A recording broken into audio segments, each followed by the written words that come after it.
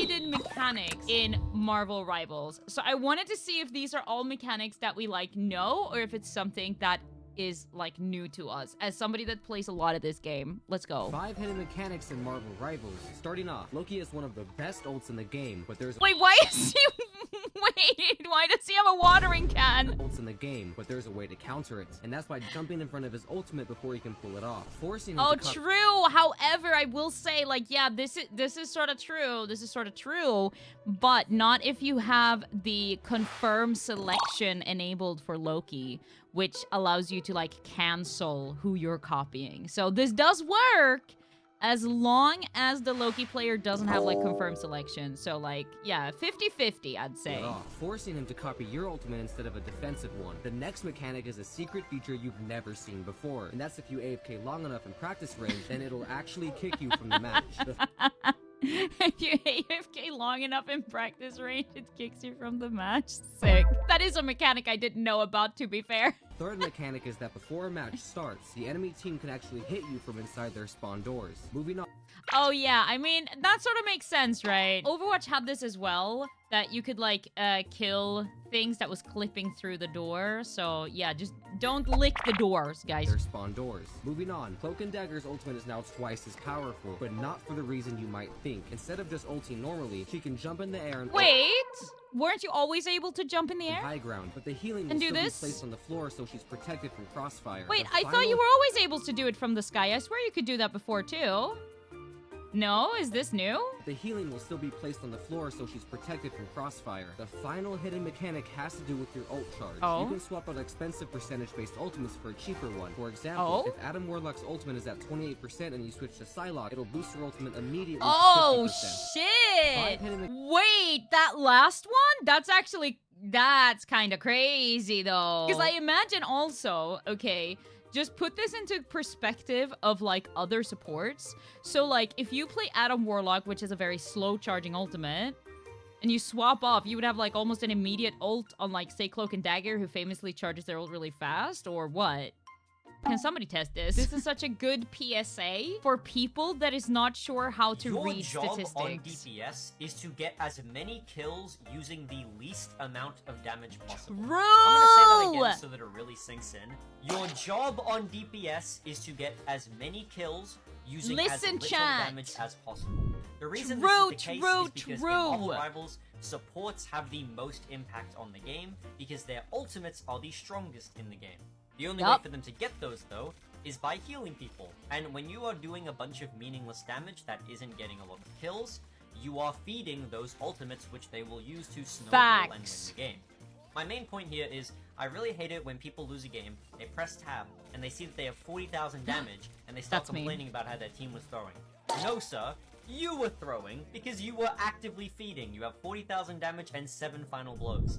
That is not a good thing. It's true! The man is speaking fact. P Tato TV. If you do a ton of damage but don't secure any kills, you are actually just feeding ultimates. Admittedly, this one is a little bit old. This one was posted the 15th of January, which is like almost a month ago. So this is when the new patch came through. But it made me laugh, so I wanted to share this with you just because it's from the same guy, Ston Extreme. So big shout out Ston Extreme. Love the TikToks. These are the best heroes to play in the new season. Because like, what is? Why is? Like the way it starts out with Invisible Woman just digging. Best heroes to play in the new season of Marvel Rivals. What? Roger Steve received a massive update, so this now makes him one of the best Vanguards to play because his base health was increased by 25. He's still not one of the best, unfortunately. He's very rarely played. Summer Soldier, I guess. So he's now arguably the strongest duelist in the entire game, and you shouldn't play actually kind of true. Besides him. Actually kind of true. And damage buffs, you can shred through squishy characters and tanks. Scarlet Wizard now has more survivability than she did before. With increased damage, she can help fight on the front lines against duelists and strategists. Punisher is now more powerful than ever with a bonus addition to his shotgun. The spread on his bullets have been reduced, which means his damage capability his shotgun is a menace, to be fair. The final best hero to play in the new season is Batman, because his ultimate ability has an increased explosion radius and 4 extra talent. I love Batman in Marvel Rivals, guys. I still can't get over that they started this whole TikTok with Invisible Woman, like, punching Iron Man in the freaking ass. Okay, like, how? This one was posted the 5th of December last year, which is when this game came out, okay? So it says top 5 tips for new players of Marvel Rivals, and I wanted to see if these tips are still valid today, which is like 2 months after the fact. Because obviously a lot of heroes have been figured out, a lot of things have been learned. Yeah, I just thought it would be super fun to see if the top 5 tips still remain really good top 5 tips for new players 2 months into the game. So let's go. This is by Marvel Rivals Guides. Top 5 most important tips for new players in Marvel Rivals. Number 1, be sure to destroy the enemy equipment first. In Marvel Rivals, there's lots of characters... Wait. Stop. Ain't no way they're using footage of this, though.